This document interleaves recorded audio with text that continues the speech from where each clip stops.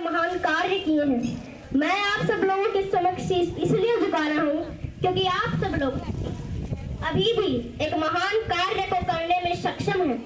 वो महान कार्य जो कि एक महायुद्ध, एक महाविनाश से मुक्ति पाना है, जो कि एक महायुद्ध, एक महाविनाश से मुक्ति पाना है, जिससे कि एक महान शांति की स्थापना होगी, धर्म का उदय होगा। मुझे पूर्ण विश्वास है कि आप सभी कल आने वाले महाभारत के युद्ध को देख सकते हैं, परंतु यदि आप सब चाहें तो तो आर्यव्रत पर आने वाले इस महाविनाश को आप सब बचा भी सकते हैं। मुझे अधिक प्रसन्नता होगी कि आप सबके सहयोग से भारतवर्ष में आने वाले इस युद्ध को मैं टाल सकूं, मेरे यहाँ आने का लक्ष्य पूर्ण हो सके। मुझे विश्वास है कि आप सब में से कोई भी यह नहीं चाहता कि ये युद्ध हो, कोई भी नहीं। संसार का सबसे बड़ा कष्ट होता है परिवार में आया क्लेश। परिवार का अर्थ है एक ऐसा समूह जो एक साथ रहे, एक ऐसा समूह जो एक साथ जिए, एक ऐसा समूह जो एक दूसरे का संबल बने रहे। अगर परिवार साथ रहता है तभी उन्नति होती है महाराज धृतराष्ट्र। अगर एक वृक्ष दूसरे वृक्ष की शाखाएं काटने लगे तो संसार में वृक्ष का अस्तित्व खत्म हो जाता है। इसलिए मैं वासुदेव कृष्ण यहाँ पांडवों की ओर से इस शांति प्रस्ताव लाया हूँ, शांति दूत बनकर आया हूँ, क्योंकि भारतवर्ष में होने वाला ये युद्ध केवल दो भाइयों के मध्य का संघर्ष ही नहीं होगा। इस युद्ध में संपूर्ण भारतवर्ष भाग लेगा। इसीलिए विनाश भी सैकड़ों सहस्त्रों लाखों में नहीं, करोड़ों में होगा। इसीलिए मेरी मंत्रणा ये है कि आप सभी कल आने वाले महाभारत के युद्ध को रोकने में मेरी सहायता करें। वासुदेव, साधु साधु वासुदेव, आप तो सचमुच धन्य हैं। मुझे तो स्मरण नहीं होता कि इतना समय हो गया ऐसे शांतिपूर्ण वचन सुने हुए। मुझे तो ऐसा प्रतीत होता है वासुदेव कि आपके मुख से शब्द नहीं फूल झड़ रहे हैं, फूल। और सच कहूँ वासुदेव तो मैं भी आपसे सहमत हूँ और मैं भी नहीं चाहता कि ये युद्ध हो। मामा श्री, ये क्या कह रहे हैं आप? हाँ दुर्योधन, वासुदेव बिल्कुल उचित कह रहे हैं। हमें इस युद्ध को रोकने का प्रयास करना चाहिए, समझ गए? हाँ वासुदेव, सबसे श्रेष्ठ युद्ध वो है जो कभी हुए नहीं। अब हमें इस युद्ध को उत्पन्न न होने देने का एक ही उपाय है कि एक पक्ष दूसरे पक्ष पर आक्रमण न करे। चलिए ठीक है, हम पांडवों पर आक्रमण नहीं करेंगे, पर क्या आप हमें आश्वासन दिला सकते हैं कि पांडव भी हम पर आक्रमण नहीं करेंगे? आप आक्रमण के संदर्भ में बात कर रहे हैं गांधार, और मैं यहाँ युद्ध की ही आवश्यकता को समाप्त करने के बारे में बोल रहा हूँ। हाँ अच्छा है, यदि ऐसा है तो हम आपका प्रस्ताव सुनना चाहेंगे। आप तो शांति दूत हैं, तो संदेश तो लाए ही होंगे। ऊपर से आप शांति प्रस्तावित करना चाहते हैं, जिसका समाधान करना आवश्यक है। क्या है इसका समाधान? प्रत्येक युद्ध की नींव में अन्याय छिपा होता है गांधार, और अन्याय का केवल एक ही समाधान है, वो है न्याय। वो न्याय जिस पर केवल पांडवों का अधिकार है, वो न्याय उनसे किए गए वचनों को न निभाने का न्याय, उनसे किए गए वचनों को न पूर्ण करने का न्याय। भरी सभा में जो अधर्म हुआ उसके प्रति न्याय। महाराज धृतराष्ट्र, मैं यहाँ उस अन्याय के प्रति न्याय मांगने आया हूँ। कैसा अन्याय वासुदेव? वो अन्याय जो एक भरी सभा में एक अधर्म रूप से कुलवधू पांचाली के साथ हुआ था। यदि उस अन्याय का त्राण हो तो इस महाभारत के युद्ध को रोका जा सकता है, परंतु स्मरण रहे महाराज, यदि आपने महाभारत पांडवों को उनके अन्याय के प्रति न्याय नहीं दिया तो या तो वो उसे पुण्य से अर्जित कर लेंगे या फिर वो उसे छीन लेंगे। वासुदेव, वो उस युद्ध में जो कुछ भी हुआ सबकी उपस्थिति में हुआ, सबकी उपस्थिति में हुआ, युधिष्ठिर की इच्छा से हुआ। अरे वो उस युद्ध में वो हार गया, अपना राज्य हार गया, वो उसका प्रारब्ध था। छलबद्ध अन्याय को प्रारब्ध नहीं कहा जा सकता दुर्योधन।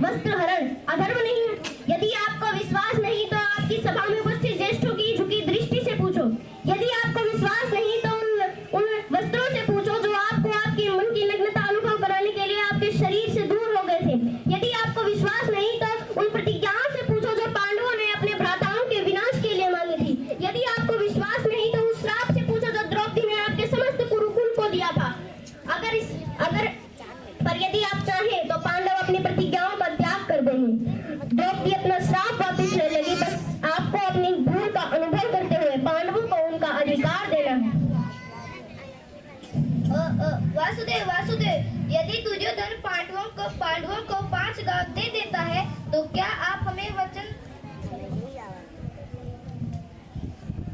कैसा अन्याय वासुदेव, संधि और शांति वार्ता बराबर की बात होती है। एक ओर से बंधन और शर्तें नहीं लागी जाती। अन्याय की मांग न बंधन है न शर्त है महाराज, केवल एक निवेदन है।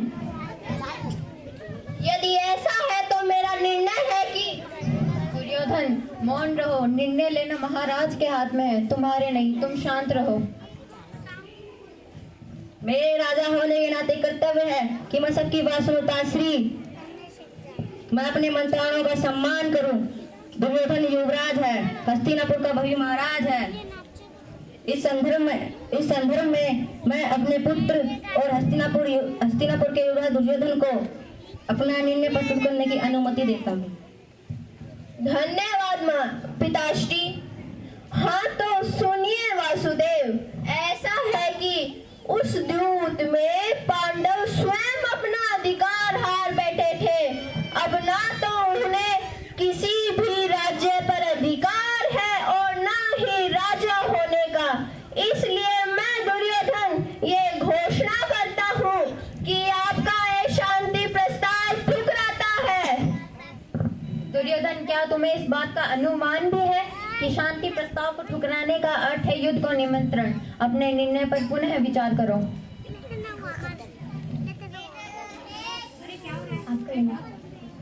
बात बात पर विचार करना बंद कीजिए पितामह। बात बात पर विचार कायर करता है। एक योद्धा का जन्म ही युद्ध के लिए होता है और इस युद्ध के लिए मैं प्रस्तुत हूँ। मेरी दृष्टि में उन पांडवों को कुछ भी देने का प्रश्न ही नहीं उठता। बस मेरी ही सभा में आकर मुझे ही धमकाते हो वासुदेव कृष्ण। अब मेरा अंतिम निर्णय है कि मैं उन पांडवों को इंद्रप्रस्थ नहीं दूंगा तो नहीं दूंगा। उचित है दुर्योधन, तुम इंद्रप्रस्थ रख सकते हो। लाखों गायें, अश्व, प्रजा, सेना, तुम सब कुछ रख लो जो पांडवों ने अपने परिश्रम से कमाया है। परंतु प्रतीक के रूप में तुम्हें 5 पांडवों को कुछ देना होगा। दुर्योधन, प्रतीक के रूप में तुम्हें 5 पांडवों को 5 गांव देने होंगे। इतना तो तुम दे ही सकते हो दुर्योधन। वासुदेव वासुदेव, यदि दुर्योधन पांडवों को 5 गांव दे देता है तो क्या आप हमें वचन देंगे कि पांडव इंद्रप्रस्थ की चाल में आक्रमण की चेष्टा नहीं करेंगे? हाँ गांधार नरेश, मैं ये वचन देता हूँ कि पांडव किसी भी स्थिति में आक्रमण नहीं करेंगे। दुर्योधन, इससे अच्छा प्रस्ताव कोई नहीं होगा। महाराज, मैं आपसे विनती करता हूँ, यही अवसर है, अंतिम अवसर। आप इस प्रस्ताव को स्वीकार करके इसको यहीं रोक दीजिए। राजश्री का कहना उचित है पुत्र, हाँ कर दो। मित्र, मैंने सदा इस युद्ध का पक्ष लिया है। मैंने सदा अर्जुन से अपना अधूरा दंड पूरा करना चाहा है। मैं अपना अधूरा दंड कभी और पूर्ण कर लूंगा मित्र, लेकिन अभी पूरे भारतवर्ष को इस महाविनाश से बचाने की आवश्यकता है मित्र, तुमने तो एक अनजान का मान रखने के लिए उसे अंगराज ही बना दिया, तो लाखों की प्राणों को बचाने के लिए 5 गांव दे दो मित्र। ये ग्रह वासुदेव, मेरे मित्र अंगराज मेरे साथ हैं और आपको तो अच्छे से ज्ञात होगा कि कर्ण को अंगराज मैंने बनाया, उसको वो दिया जो पांडव नहीं दे पाए। ना पांडव ना पितामह, ना पांडव ना पितामह।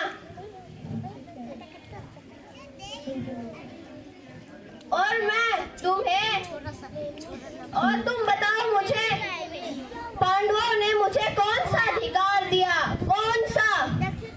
गुरु का प्रेम, महामहिम का वात्सल्य मिला तो उन पांडवों को, मुझे नहीं। अपने पिता के राजा होने पर युवराज पद का किसी का अधिकार था, वो मेरा था, लेकिन मिला उस युधिष्ठिर को।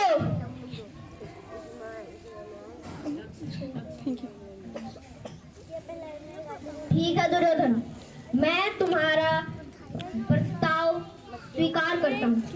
अब वही होगा जो तुम चाहते हो। अब महायुद्ध होगा, अब महाविनाश होगा, अब महाभारत होगा। प्रणिपात। रुकिए कृष्ण मित्र, एक बार पुनः विचार कर लो। हे मित्र, राजा बलि की कथा स्मरण है तुम्हें? अरे उस मायावी स्वामन से 3 पग मांगने आया था, 3 पग भूमि, और उस 3 पग में उस स्वामन ने तीनों लोक माप लिए, बल्कि उस बलि का नाश कर दिया। इस पाखंडी कृष्ण को 5 गांव दे दूंगा तो ये हस्तिनापुर का अस्तित्व ही मिटा देगा। हे पाखंडी कृष्ण, तुम्हारी इन मीठी मीठी बातों का प्रभाव इन सब पर पड़ सकता है, दुर्योधन पर नहीं। ठीक है, तो मैं प्रस्थान करता हूँ। रुको दूत, मैंने तुम्हें अभी जाने की आज्ञा नहीं दी। इन सभी के मन में तुम्हारे प्रति भय, इन सभी के मन में तुम्हारा भय है। आज मैं अपनी सेना, अपनी प्रजा के मन से तेरा भय मिटा दूंगा वासुदेव कृष्ण। तुम हस्तिनापुर से बाहर नहीं जाओगे। ये धृतराष्ट्र पुत्र दुर्योधन तुम्हें अभी और इसी पल बंदी बनाता है। सैनिकों, बंदी बना लो इस छलिए को। अपने पुत्र को सीमा में रहने का अर्थ सिखाइए महाराज, ये अनर्थ करने जा रहा है।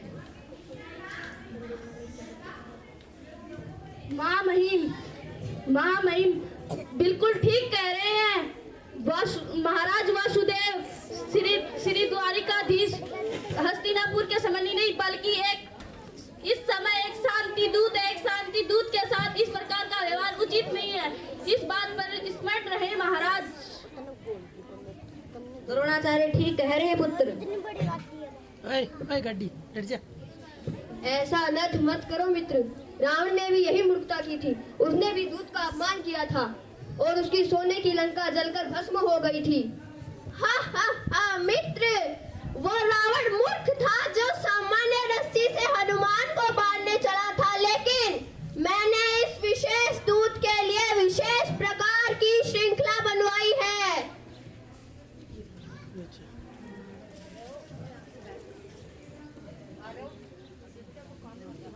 कृष्ण जी को कैद कर रहे हैं, बांध रहे हैं भाई।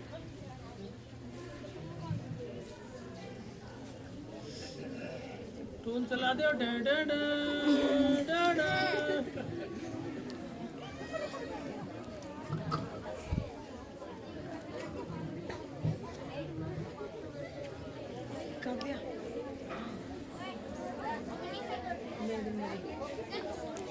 रुक जाओ, कृष्ण जी को बांधा जा रहा है। अब देखना तुम आगे देखना, अब तुम क्या होगा।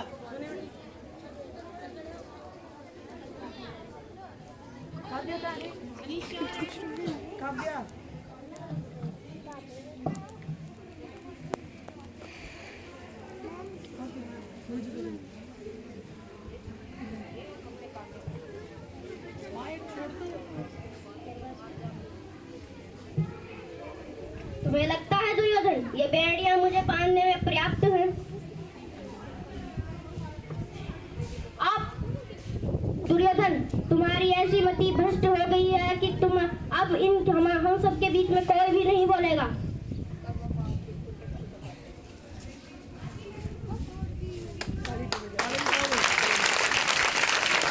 हे छलिए, तुम्हारी इस माया से मुझे डर नहीं लगता। तुम्हारे और उन पांडवों के प्राण हर लूंगा। दुर्योधन, अब इस महाभारत के अंत में तुम्हारे पापों का और तुम्हारे पापों में भागीदार समस्त व्यक्ति का अंत होगा ये युद्ध। धन्यवाद।